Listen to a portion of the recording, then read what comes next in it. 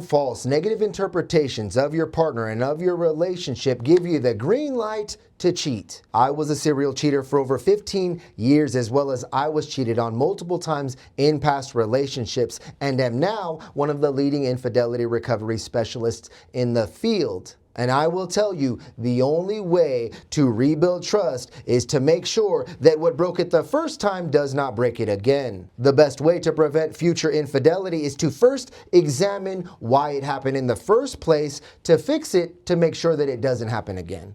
Many people think cheating happens in relationships because of the problems in the relationships, which may have something to do with it, but that is not why a person cheats. A person chooses to cheat in response to those problems in their relationships, or a person chooses to cheat as a response due to the problems they have internally or in their lives. You see, every cheater has core issues, and they use cheating as a way to escape those issues. And if an unfaithful is ever going to ensure their spouse that they won't cheat again to rebuild the trust, they must discover their issues and begin fixing them. In today's video, we are going over stage 3 of the 9 stages of infidelity, which is the interpretation. The interpretation is how you falsely or negatively interpreted what that meant about your partner, why they were doing that, what that meant about your relationship, what that meant about yourself. For example, if your spouse stopped being so affectionate with you, and at that point you began to feel sad or perhaps rejected. But then when you were in stage 3, interpreting, you may begin to falsely negative interpret like this.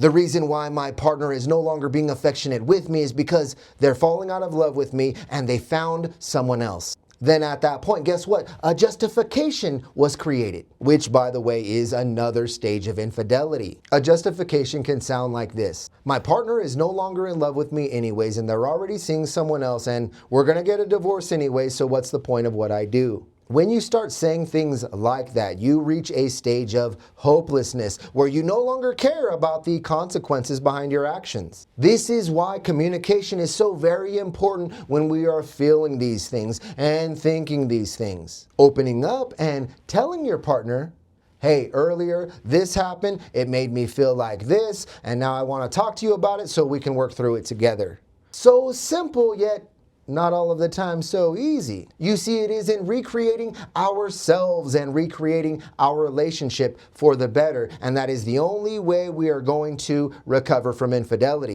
Before the affair happened, you were one way. After it was discovered, you became less of yourself. And now, the only way that you are going to recover from this is not going back to how you were before. No, you become even better than you were before, and your relationship becomes even better than it was before. If you have not subscribed yet, make sure that you subscribe now for more in-depth videos as we examine the psychology of cheating and exactly how to rebuild trust after infidelity. If you would like further help discovering your core issues of cheating to help rebuild the trust in your marriage or relationship, take my online couples course Stronger Together, where there are both sections for the unfaithful and the betrayed, with video lessons, downloadable PDF exercises, and everything you both need to heal, rebuild the trust, and fall back in love after infidelity. I dropped the link below so you can get it right now and get started. Bye for now. Happy healing.